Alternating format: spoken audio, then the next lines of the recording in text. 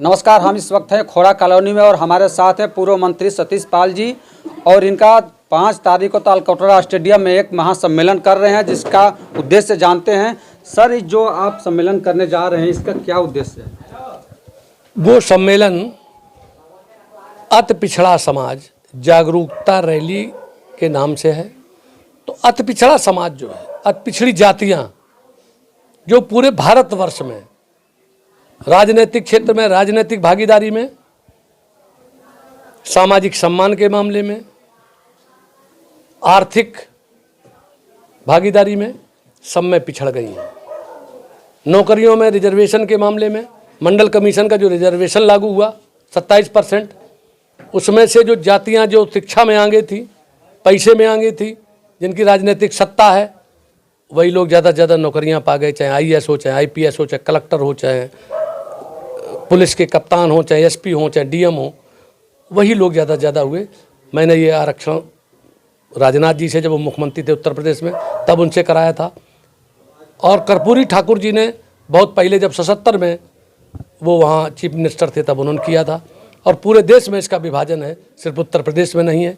और भी केंद्र की सरकार ने रोहिणी आयोग गठित किया था, उसकी रिपोर्ट महामहिम राष्ट्रपति जी को सौंप दी गई है, उसको लागू कराना है। बहुत सी ऐसी जातियों के लोग जिनका हिस्सा उसमें जो लोग बेईमानी से खा गए हैं, अब वो नहीं खा पाएंगे, तो वो सरकार के ऊपर दबाव बना करके उसको लागू नहीं होने दे रहे हैं। इसलिए मुझे सरकार को ये कहना है कि हम सब आपके साथ हैं, आप इसको लागू कीजिए और आपकी सत्ता भी बनी रहेगी। हम अपनी ताकत दिखाने के लिए उसको कर रहे हैं। क्या लोकसभा चुनाव 2024 की आ रही है, इसकी तैयारी चल रही है? हाँ, चल रही है। उत्तर प्रदेश में एक भी गडरिया सांसद नहीं है। मैं कन्नौज टिकट चाहता हूँ, कन्नौज से चाहता हूँ, भारतीय जनता पार्टी में हूँ। 2000 में मुझे टिकट मिला था वहाँ, और हरदम इस तरीके का होता है। बिल्कुल चाहता हूँ भाई, जिस समाज का नेतृत्व होता है, जिस समाज की भागीदारी होती है, उसका मनोबल बढ़ता है।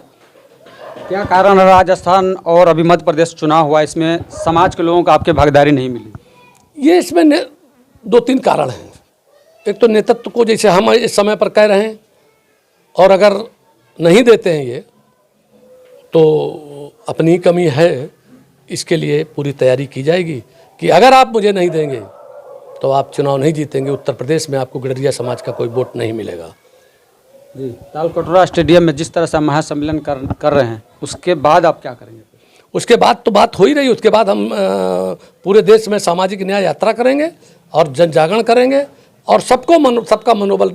मैं चाहता हूं कि गडरिया समाज पूरे अति पिछड़े की लड़ाई लड़े और नेता बने, क्योंकि गडरिया ही भेड़ें चराता है, गडरिया चरवाहा है। और हिंदुस्तान को कह देते हैं लोग हंसी में कि हिंदुस्तान भेड़िया दसान। तो मैं नहीं कहता कि सब भेड़ें हैं, लेकिन गडरिया बने। और चरवाहे तो सब थे।